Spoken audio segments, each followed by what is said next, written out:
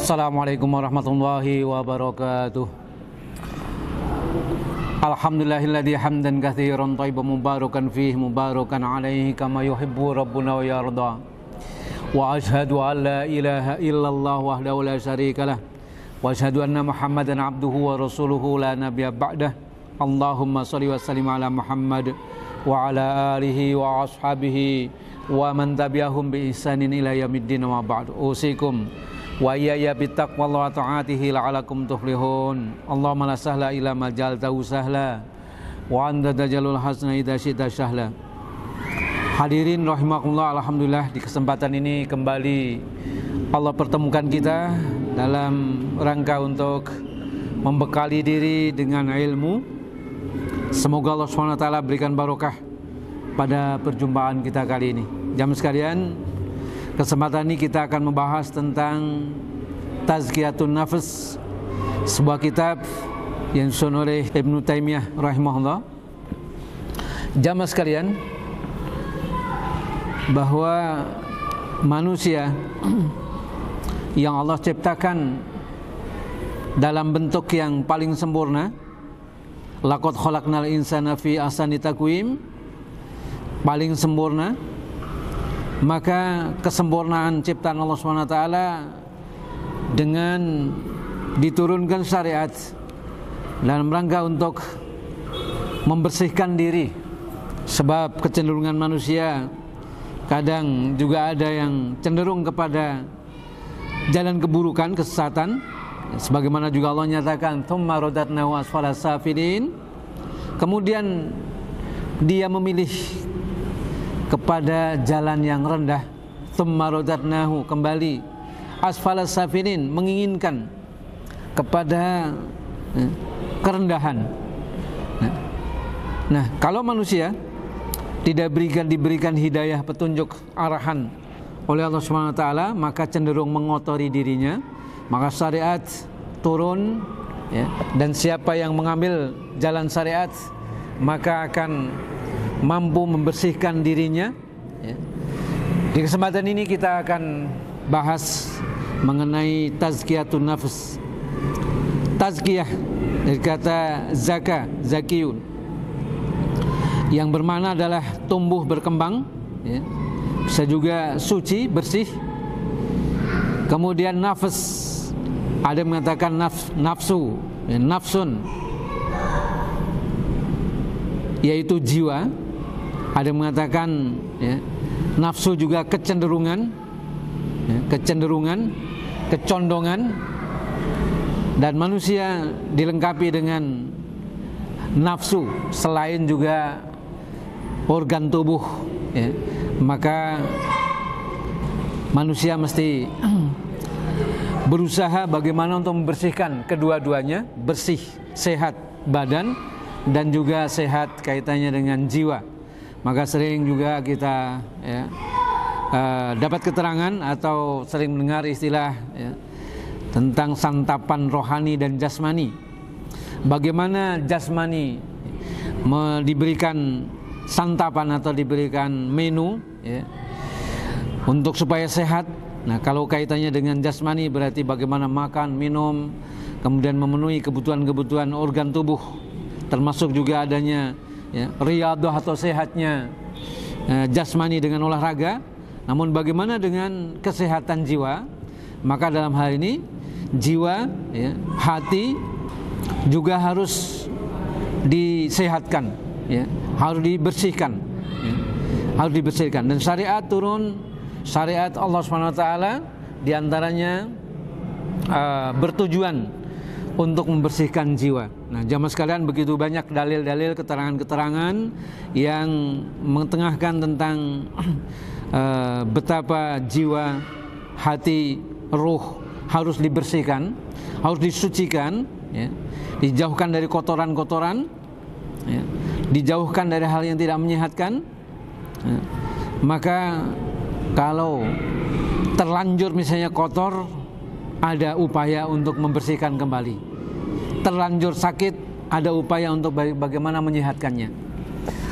Begitu banyak dalil dalam Al-Quran dan hadis Al-Quran tidak kurang dari 11 tempat atau 11 ayat yang menyebutkan, diantaranya kita dapatkan penjelasan ayat Al-Quran dalam surat An-Nur pada ayat ke-21, walaula fadlullahi alaikum wa rahmatuhu ma zaka minkum min ahadin abada. Sekiranya bukan karena karunia dan rahmat Allah Subhanahu wa taala, ya, kalau sekiranya bukan karena rahmat Allah, kasih sayang Allah kepada kalian, ma zaka minkum min ahadin habada, sekali-kali tidak ada yang bisa bersih di antara kalian selama-lamanya. Jadi barang siapa yang membersihkan hatinya, itu bagian daripada rahmat Allah Subhanahu wa taala. Barang siapa yang disucikan jiwanya, bagian dari rahmat Allah Subhanahu wa taala, ya. Allah yang menghendaki dan manusia juga menginginkan, kehendak Allah, kehendak manusia kemudian bertemu dalam satu tujuan, maka menjadilah manusia bersih. Pada ayat yang lain Allah Subhanahu wa taala menyebutkan, wa in qila lakum murji'u farji'u huwa azka lakum. Jika dikatakan kepadamu kembalilah. Ini kaitannya dengan adab, ya. Adab saat misalnya kita bertamu, ya, mengetok pintu memberi salam. Kemudian ketika tuan rumah tidak menghendaki kehadirannya, ya, tidak menginginkan, mungkin kita tidak tahu bagaimana apa yang sedang terjadi dalam sebuah rumah yang akan kita tuju. Kemudian tuan rumah mengatakan, maaf, lain kali saja, kesempatan ini kami belum bisa untuk menyambut Anda misalnya, kembali, maka hendaklah kita kembali, itu lebih baik, ya. Kita kembali lebih baik, artinya lebih suci bagi diri kita. Pada ayat yang lain, wa qul lil mu'minina yaghuddu min absarihim, katakan kepada orang-orang yang beriman, ya, laki-laki, ya, yaghuddu min absarihim, hendaklah menahan, ya, ghadul basar, yaitu menahan matanya, pandangan matanya, wa yakhfadu furujahum, dan menjaga, menutup dari auratnya, menjaga auratnya, dzalika azka lakum, menahan pandangan mata, menutup aurat, ini adalah upaya untuk membersihkan jiwa. Dzalika azka lahum, yang demikian itu lebih baik bagi mereka. Nampaknya di sini ada objek dan subjek, ya. Kecenderungan memandang karena ada objek yang dipandang, misalnya wanita yang tidak menutup aurat, yang tidak pantas mestinya tampak, tetapi diperlihatkan pada orang lain, maka orang lain, terutama di sini laki-laki, cenderung untuk memandangnya. Tapi kalau misalnya wanita ini menjaga auratnya, sehingga, ya, pandangan mata yang lain juga akan terjaga, ya. Wa yakhfadu furujahum dzalika azka lakum, akan membersihkan bagi mereka kedua-duanya, ya. Bagi yang memandang akan terjaga matanya, tidak jadi. Kemudian, ya, objek-objek yang mengundang, ya, pandangan mata ini juga, ya, menjadi upaya mengamankan, ya, bagi dirinya adalah lebih. Innallaha khabir, lebih baik. Innallaha khabirum bima yasnaun. Sesungguhnya Allah Maha mengetahui apa yang mereka perbuat, ya. Pada ayat yang lain yang sering kita membaca dan mendengar dalam surat Al-A'la, qad afman tazakka wa dzakara isma rabbih fasalla, ya. Sungguh beruntung orang-orang yang mensucikan diri, ya, dengan beriman, ya, bertauhid, menjauhi syirik, ya.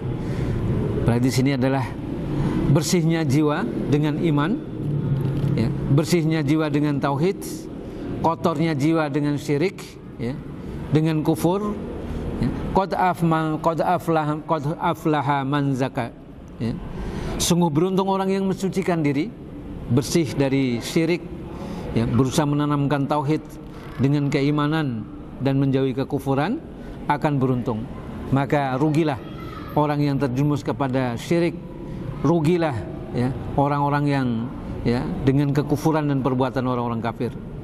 Pada ayat yang lain, qad aflaha man zakkaha wa qad khaba man dassaha. Sungguh beruntung orang-orang yang mensucikan jiwanya, ya, dan sungguh rugi yang mengotorinya, ya. Wa ma yudrika la'allahu yazakka, ya.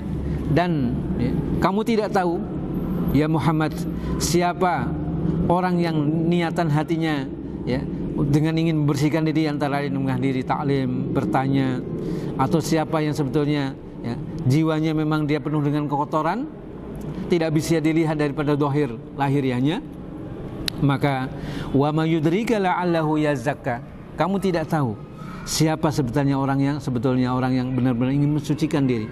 Ayat ini berkenaan dengan ketika hadir ya, orang-orang yang ingin mensucikan diri.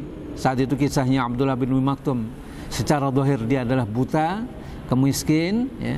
Kemudian Rasulullah SAW ingin mendahulukan ya, orang-orang yang mungkin kaya, dia kepala tokoh, artinya kalau didahulukan, dilayani, dinasihati barangkali ya, lebih menguntungkan dari sisi dakwah. Ternyata ya, menurut Allah SWT tidak demikian ya. Rasulullah SAW tidak tahu siapa yang sebetulnya jiwanya ingin membersihkan diri ya. Maka kaitannya dengan berdakwah, kita sebagai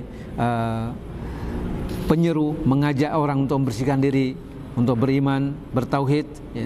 Tidak perlu dengan kita memilih-milih, memilah-milah tentang objek yang kita dakwahi, sebab kita tidak tahu siapa yang sebenarnya ingin membersihkan dirinya. Dari jamaah sekalian, dari beberapa ayat tersebut berkenaan dengan ya, kalimat tazkiyah, zakiyun ya. Zakat adalah bisa bermakna bersih, barokah ya.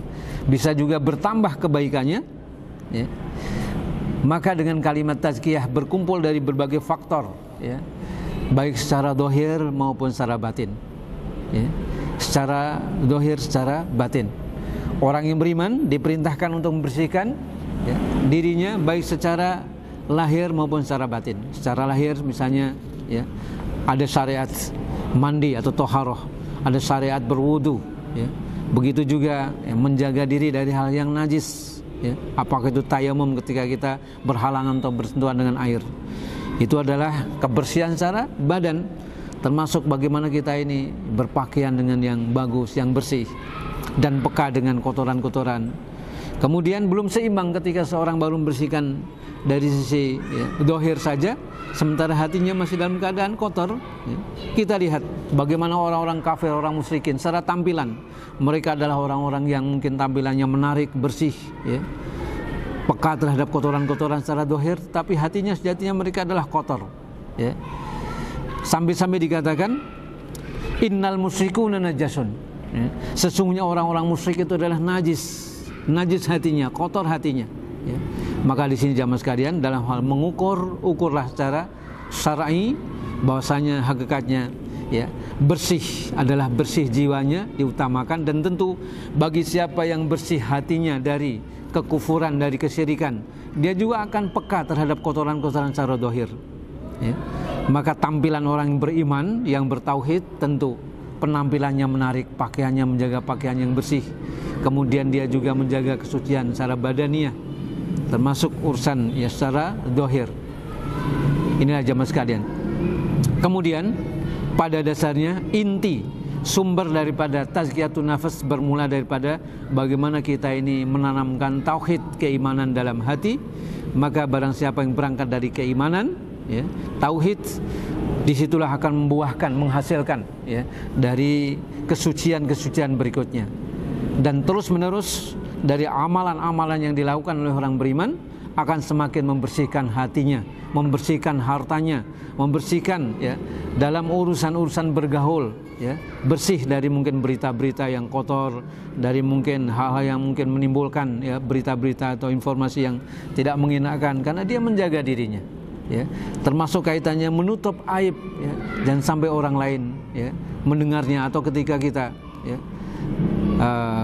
mengetahui aib seorang, kita tidak akan menyebarluaskan, sebab itu bagian daripada kita menjaga ya, sama muslim. Oleh sebab itu jamaah sekalian, kadang-kadang seorang ya, merasa dirinya bersih, maka Allah SWT mengingatkan, fala tuzakku anfusakum, jangan kamu menganggap dirimu suci ya. Allah lah yang lebih mengetahui, wa a'lamu bimanittaqa, Allah lebih mengetahui siapa yang paling bertakwa ya. Allah yang lebih mengetahui yang paling bersih. Artinya bahwa upaya diusahakan, kita berusaha mengupayakan kebersihan diri kita, ibadah kita, ya, dan mohon pada Allah SWT untuk senantiasa membimbing agar kita senantiasa kembali kepada Allah dalam keadaan hati kita ini dalam keadaan bersih, ya. Barang siapa yang bersihkan dirinya, dia terus menerus dalam jalan yang lurus, siratal mustaqim, maka saat nanti kembali kepada Allah SWT dalam keadaan bersih, dan Allah menyambutnya dengan kalimat ya Tuhan nafsul mutmainnah irji'i ila rabbiki radiyatan mardiyah. Wahai jiwa yang bersih, jiwa yang tenang, jiwa yang beriman, wahai hati yang beriman, hati yang penuh dengan tauhid, menjauhi syirik, tentu dengan ibadah-ibadah dan akhlak yang karimah, yang bersih, yang baik, maka disambut oleh Allah SWT saat kembali, saat meninggal dalam keadaan kalimat yang baik, ya. Irji'i ila radiyatan mardiyah, irji'i ila rabbiki radiyatan mardiyah, kembali kepada Rabbmu dalam keadaan diridhoi. Inilah jamaah sekalian, ya, sebagai awal perjumpaan kita berkenaan dengan tazkiyatun nafas. Insyaallah di kesempatan berikutnya kita akan membahas kitab ini, ya. Insyaallah kitab ini begitu manfaat, berfaedah, banyak mengetengahkan membahas berkenaan urusan-urusan tazkiyatun nafas. Semoga perjumpaan kita dirahmati, diberkahi oleh Allah SWT, dan mohon maaf kalau ada kekhilafan kekurangan. Aqulu qouli hadza fa astaghfiru li wa lakum subhanakallahumma bihamdika asyhadu an la ilaha illa anta astaghfiruka wa atubu ilaik.